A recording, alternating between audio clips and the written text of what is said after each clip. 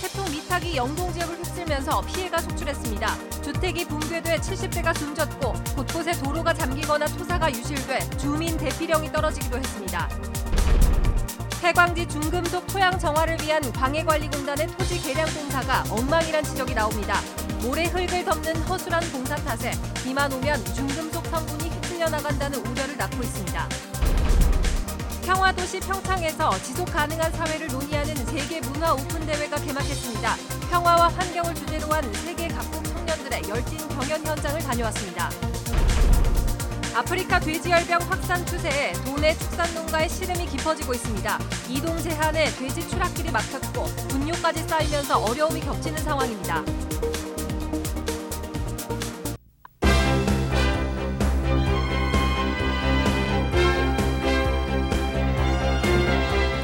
안녕하십니까. 뉴스데스크 원주입니다. 태풍 미탁이 강원 영동에 물폭탄을 쏟아부으면서 수많은 주민들이 힘든 밤을 보내야 했습니다. 잠을 자던 주민이 숨지고 물에 잠긴 주택이 부지기수였습니다. 유인호 기자가 보도합니다. 강릉 경포호 주변이 물바다로 변했습니다. 어디가 호수고 어디가 도로인지 분간하기 어려운 모습입니다. 상가에 머물던 주민들은 소방대원들의 도움으로 가까스로 탈출했습니다. 강릉 오죽헌 주변은 비가 거의 그친 오늘 낮까지도 물에 잠긴 상태였습니다. 차 하나도 못 걸어냈어요. 그래서 차가 승용차가 이리로 떠내려가고 뭐 2차도 저 있던 여건이 떠내려간 거예요. 이게. 대피소에서 뜬 눈으로 밤을 새우고 비가 그친 뒤 돌아가본 집안. 가재 도구가 이리저리 자빠져 뒤죽박죽입니다. 지난밤 삼척의 1시간 최대 강우량은 129mm. 강한 비바람 속에서 주민들은 2층 집과 마을회관 등지로 허둥지둥 대피했습니다. 비까지 차서 노인네들이 걸어 나오질 못해서 우리가 젊은 청년들이 직접 집에 찾아가서 이렇게 목마하고 이렇게 해서 데리고 나왔습니다. 하늘에 구멍이 난 듯 쏟아진 물폭탄에 2명의 인명피해가 발생했습니다. 삼척에선 산비탈의 토사가 무너지면서 주택을 덮쳐 70대 할머니가 숨지고 강릉의 송어 양식장에서는 40대 남자가 실종됐다가 숨진 채로 발견됐습니다. 큰아들이 전화하고 안 받기 때문에 내려와 봤나 뭐예요. 내려올 거를 내려온 옷가를 하면 그 상태 그 전에 아마 무너졌나 뭐예요. 교통 불편도 많았습니다. 국도 7호선 삼척 장호터널 입구에서 천여 톤의 산사태로 차량 통행이 8시간가량 막혔습니다. 강릉의 시내버스는 도로 침수로 꼼짝하지 못하다가 도로에 물이 빠지면서 조금씩 운행을 재개했습니다. 이틀 동안 영동 지역에 내린 비는 삼척 궁촌 486, 강릉 옥계 378, 동해 368mm 등 400mm 안팎을 기록했습니다. MBC 뉴스 유인호입니다. 아프리카 돼지열병 확진 농장이 13곳으로 늘면서 도내 축산 농가들의 불안감이 커지고 있습니다. 돼지 출하를 준비하던 축산 농민들은 다시 이동 제한 조치에 묶이면서 경제적 손실과 분뇨 처리 등의 어려움을 겪고 있습니다. 강원도는 도내 4개 시군 도축장에 일제 소독을 벌이고 농장에 대해서는 생석회를 뿌리며 방역을 강화하고 있습니다. 한편 경기도 연천에서 발견된 야생 멧돼지 사체에서 돼지 열병 바이러스가 검출됐으며 이에 앞서서 환경부는 접경적 돼지 포획과 돼지 열병 멧돼지 신고 포상제 등을 통한 차단 노력을 펼치고 있습니다. 광산 피해 방지법에 따라서 폐광 지역의 중금속 토양을 안정시키는 토지 개량 공사가 시행되고 있습니다. 현행 공사는 점성이 없는 모래 성질의 흙을 쌓아놓는 것이 핵심인데요.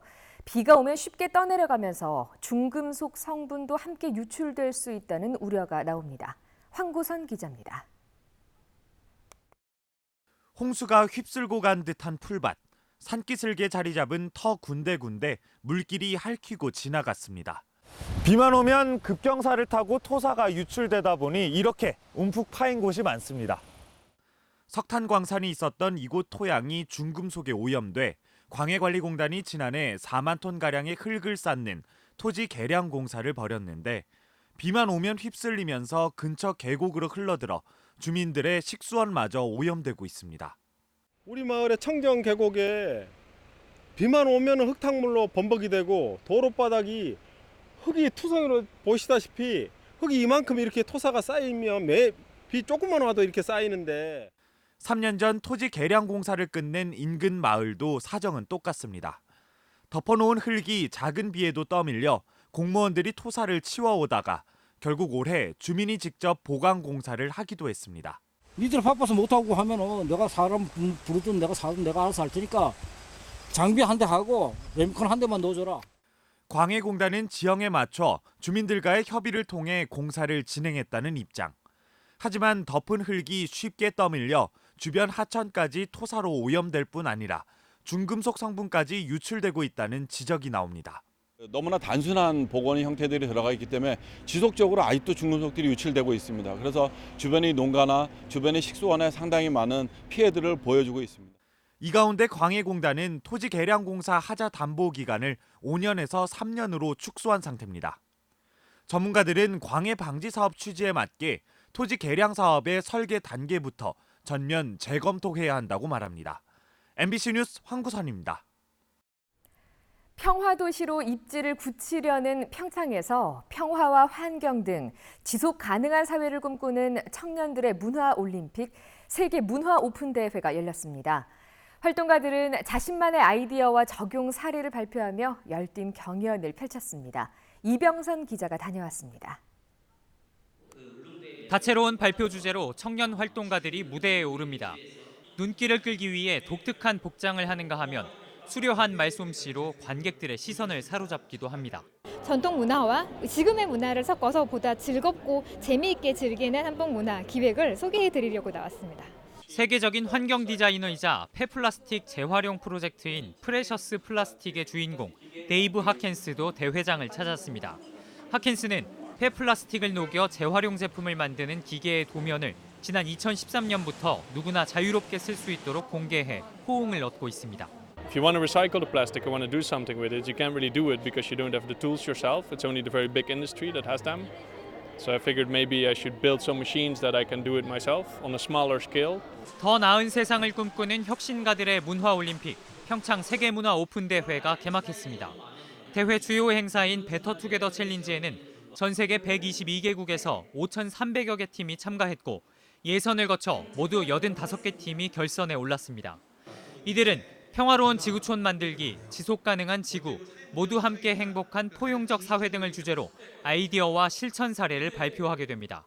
또 2016년 노벨 평화상 후보였던 시리아 민간구조대 하얀 헬멧의 리더 라에드 알살레가 연사로 나서 평화의 가치를 역설할 예정입니다. 이 사람이 만드는 이 이야기들과 가치들이 이곳에 점점 쌓여간다면 결국은 평창올림픽은 2018년에 끝난 것이 아니라 계속 이어지는 그런 대회가 되지 않을까 생각합니다.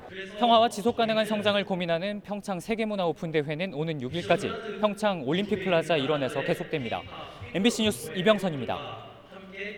백두대간 운두령 아래 위치한 홍천 은행나무 숲이 이달 한 달 동안 외부인에게 개방됩니다. 아직 단풍이 제대로 들지는 않았지만 소문을 듣고 찾아오는 사람들이 매년 늘고 있습니다. 김형면 기자가 보도합니다. 줄을 맞춘 듯 질서 있는 모습으로 은행나무가 숲을 이루고 있습니다. 백두대간 울창한 산림지대에 들어서 있는 이 은행나무들은 마치 숲의 일부처럼 보입니다. 병든 아내를 위해 35년 전 개인이 심기 시작한 2천여 그루의 은행나무가 세월이 흐르면서 4만 제곱미터의 거대한 숲을 이룬 것입니다. 매년 가을이면 온통 노란색으로 변한 은행나무 숲을 보기 위해 사람들이 몰리자 주인이 2010년부터 10월 한 달간만 무료로 개방하기 시작했습니다. 그렇게 10년이 흐르면서 이 일대는 새로운 관광 명소가 되고 있습니다. 심은 지 30년 이상 된 은행나무들은 그 흐른 세월만큼이나 아름다운 모습으로 가을산을 물들이고 있습니다. 아직 단풍이 제대로 들지는 않았지만 가족이나 친구들과 이곳을 찾은 사람들은 그들만의 추억을 쌓고 있습니다. 지나가는 길에 얘기를 많이 들어서 들렀습니다. 네, 아직 이렇게 색색이 그렇지는 않지만 그래도 와서 좋았던 시간인 것 같아요. 가을 한철 관광객이 몰리자 동네 주민들도 소득 사업을 찾아 나섰습니다. 은행나무 숲에 마치 파시처럼 장을 열고 여러 가지 특산물과 먹거리들을 팔기 시작한 것입니다. 또 이쪽 지역이 산악 지역이어서 임산물도 아주 풍부하게 나고 있습니다. 그런 것들을 저렴하게 구입할 수 있도록 충분히 준비를 하고 있습니다. 가족을 위해 조성한 개인 은행나무 숲을 외부인에게 개방함으로써 많은 사람들이 행복한 가을을 보내고 있습니다. MBC 뉴스 김영면입니다.